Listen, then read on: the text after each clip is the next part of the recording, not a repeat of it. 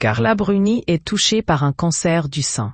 Lors du mois d'octobre rose 2023, elle avait révélé combattre la maladie depuis plusieurs années. Il y a 4 ans, j'ai été diagnostiquée d'un cancer du sein hormonodépendant. Après le diagnostic de son cancer, la femme de Nicolas Sarkozy a fait de son combat une force. Le vendredi 4 avril, elle s'est ainsi rendue au CHU Brugman afin de sensibiliser les femmes au dépistage du cancer du sein.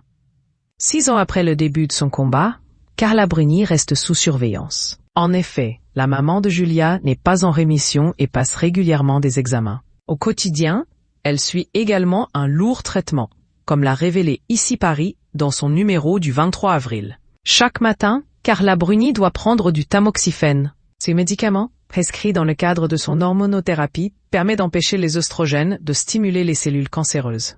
Il présente cependant de nombreux effets secondaires dont une augmentation du risque de thrombose veineuse, d'AVC et de cancer de l'endomètre. Elle peut aussi ressentir de violentes bouffées de chaleur, une diminution de la libido, des troubles digestifs ou de l'ostéoporose.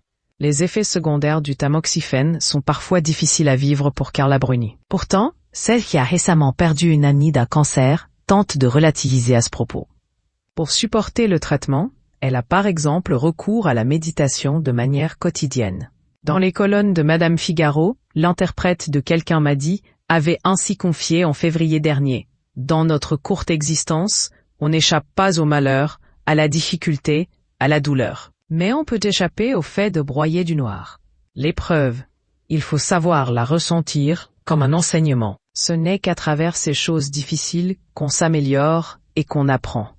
Il n'y a rien de plus magique que de surmonter une épreuve. Des paroles très sages